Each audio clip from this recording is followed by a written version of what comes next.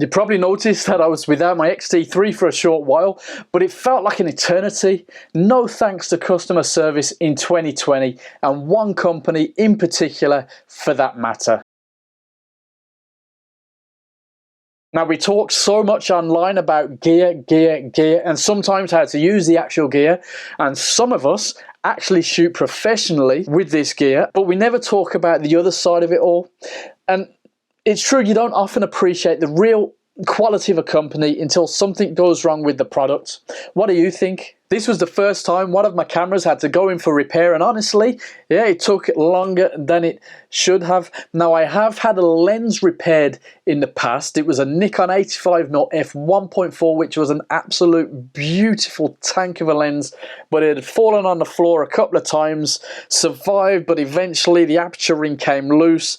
After a bit of investigation, I sent it to Miles Whitehead, MW Camera Repairs, who did a great job on it quickly and at a great price. And I'm not sure if the chap is still doing it, but I'll throw up his details. Back to the matter at hand though.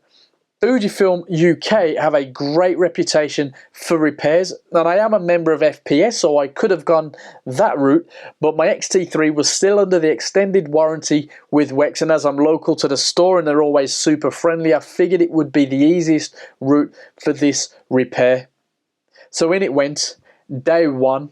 There was a little back and forth with Wex and Fixation UK about the warranty, but Wex fought my corner and sent it off to Fixation UK under warranty and gave me the repair receipt saying so.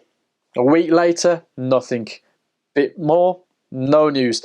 Then Wex told me that Fixation had sent it to Fujifilm, which I thought, okay, interesting.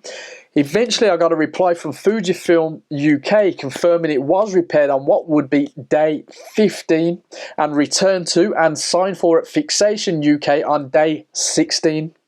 Messaging via email and Twitter was resulting in absolutely nothing from Wex nor Fixation until I decided to email Fixation directly, and on day 22 they replied to say, oops, apologies Damian, the camera did arrive back with us last Friday, which is a bit of a naughty one because it was signed for at Fixation on the Thursday. Bit cheeky. It carries on, but it looks like there was an oversight, but it didn't get picked for return to the store. So Fixation had passed it off to Fujifilm. Fujifilm UK repaired it promptly and returned it immediately to Fixation, who then let it gather dust for a whole week, and only when I prompted them via email, remember they ignored my tweets, except for they followed me back after one of them. Anyway, that's when they sent a nice enough apologetic email and decided to get on the case and get it off their shelves.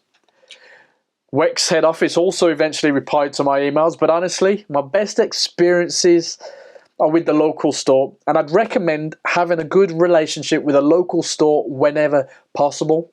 When they were made aware of what had happened, they called me straight away. Everything was golden from their side as well as from Fujifilm. And there we are, day 25, reunited at last. Now, I'm sure there are many out there that have had way worse experiences, so I wanted to ask, have you had to have your camera gear repaired?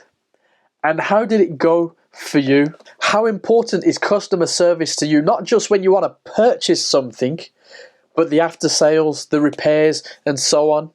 What's it like in your country? Now, we had a little pre-chat in the community tab, and for the most part, Fujifilm sticking to that great reputation, which, to be fair, Fixation in the UK have a really good reputation.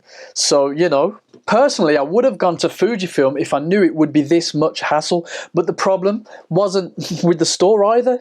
The absolute lack of communication and promptness lies with Fixation UK, and it makes me think that I was right to go with the independent repairer MW Camera Repairs in 2015 when most people said to go to Fixation. I mean, they did have a good reputation here. Now, the only other experience I've had was about 6 years ago, more or less. I bought a yellow Fujifilm X-F1. Do you remember that camera?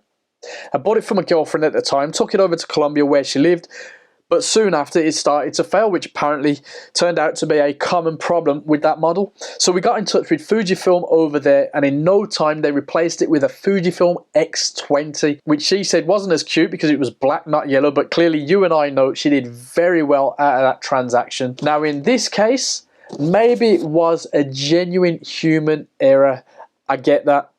Although I was told along the way that maybe they wouldn't honour the warranty, saying I was tethering it via the HDMI port, which is crazy talk because all I use it for, and only lately, is plugging in an external monitor. The camera's always on a tripod when I do, and it's never moved around. It's always indoors like I'm doing right now. I mean, what is the HDMI port for if not for plugging things in?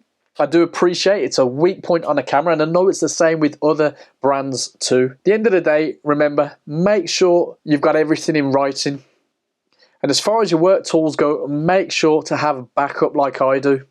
And if all else fails, come on here, whinge about it with me in the comment section below. I'm off to show my T3 a bit of love and attention that it's been lacking for the last month.